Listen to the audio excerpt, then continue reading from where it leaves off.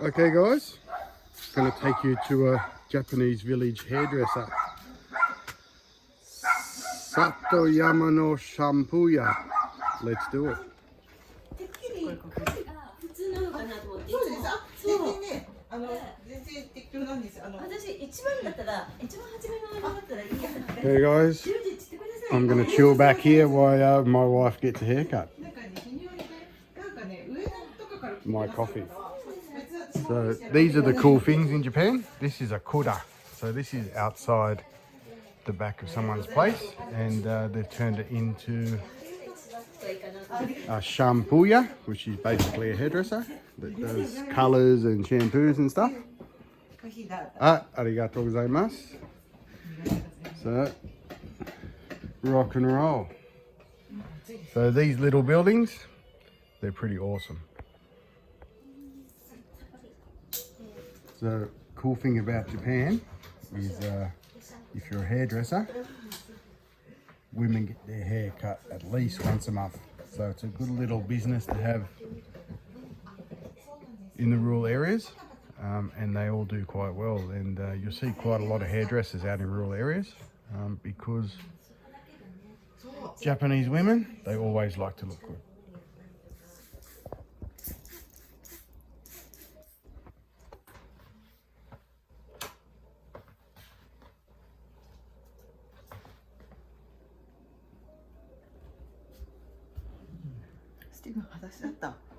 So, I've got no shoes on, but that's how I roll.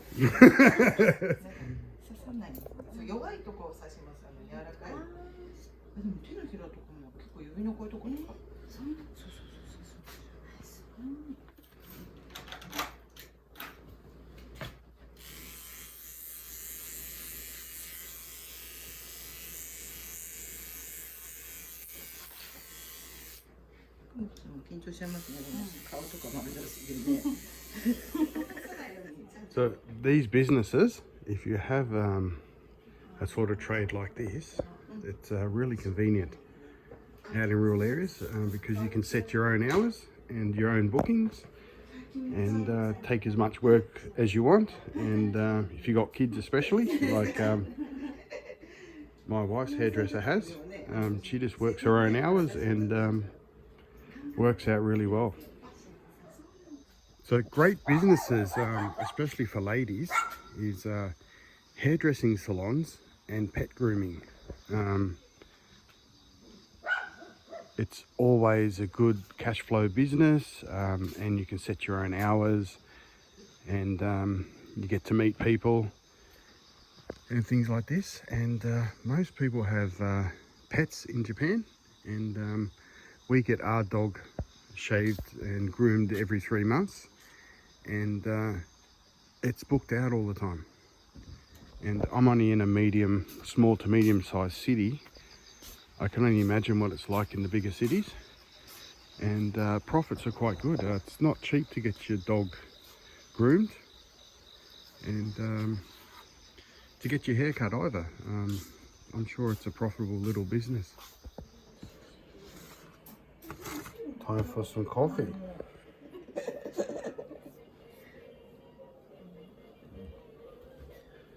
So it's the roof of the kura.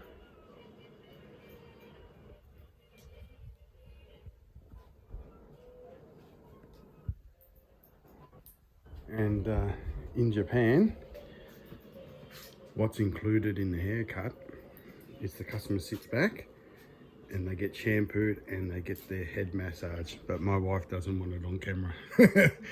But it's always included when you get your hair cut in Japan, and it's absolutely awesome because they're trained in head massages. So they have this in the West. Sometimes you can go to an Asian hairdresser in the West and they do it, but it's pretty cool.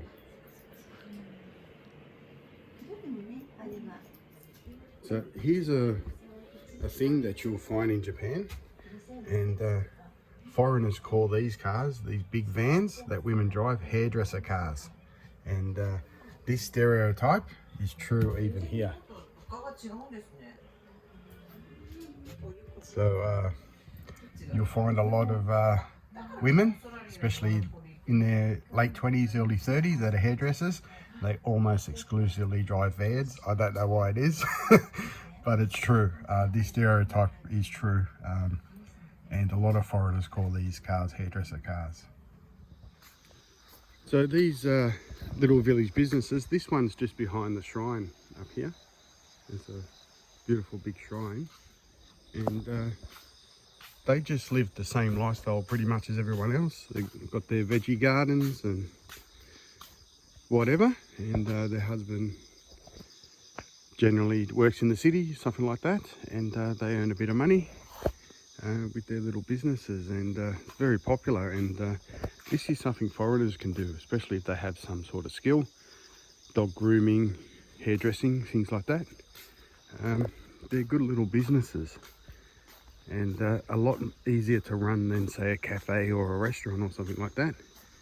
You get your bookings, look after your customers, and shut the door. There's not that much else to do, really. As far as extra work, cleaning and regulations with the council and things like that, they're quite easy to run, and profits are very high. Capital expense to set up is also very low. If you were to purchase a house and it had like a kura at the back, converting to a salon or a dog grooming place, a lot easier than most businesses. So it's got low capital requirements, high profits, and a lot of flexibility. So the idea, if you look after your customers, they always come back. So the service you get in these rural villages at hairdressers are really good. A lot of talk, head massages, things like that. They don't really know how to look after people, and so much better service than going in to town and you're sort of treated like a in and out quick customer, like a hairdressing meal. Totally a different sort of feel and service. So there are great services out in rural areas, and has a much better personal touch, in my opinion. My wife's agreed to get her head massage filmed, so let's do it.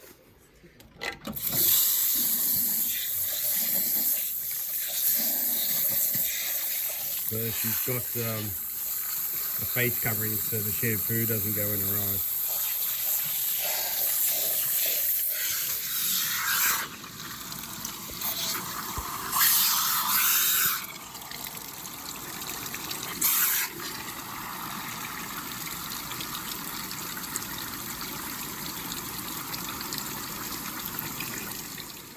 So what's interesting in Japan is they got different names for hairdressers, and this sort of style of hairdresser is called a shampooist or a shampooya. So it's a haircut and shampoo and all that sort of stuff. So you got other ones that are colorists and stylists and things like that, some, yeah, they're talking too much. But some just do like shampoos and cuts and things. But calling yourself a shampooist here, it really just means you're a hairdresser.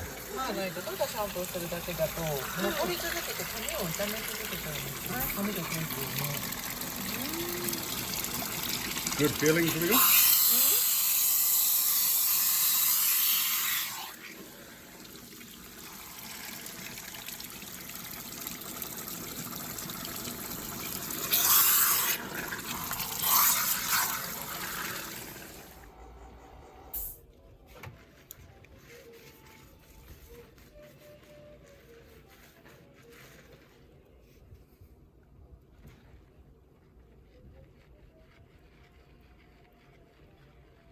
これ体に溜まった電磁波とかなんか電流とかを抜いてくれるような。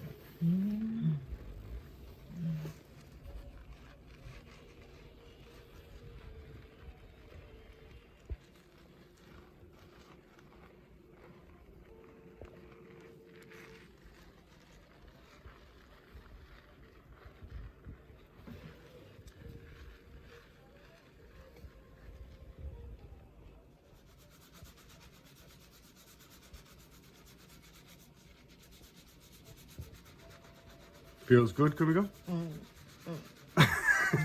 Oh, oh, oh.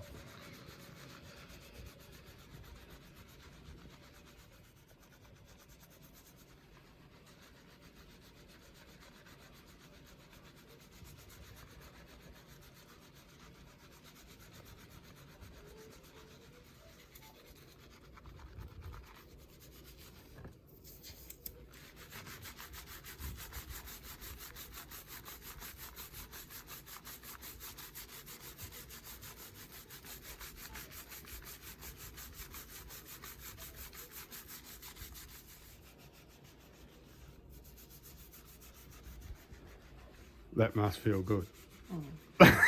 Oh, oh.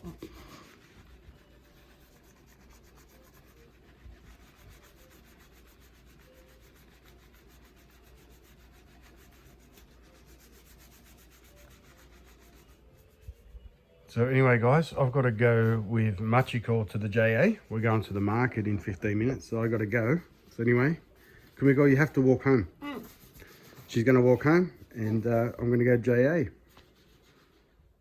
So anyway, guys, I've got to go. I thought I might just do a quick video for you guys and give you an idea what it's like to have a little small business out here that's not a food business.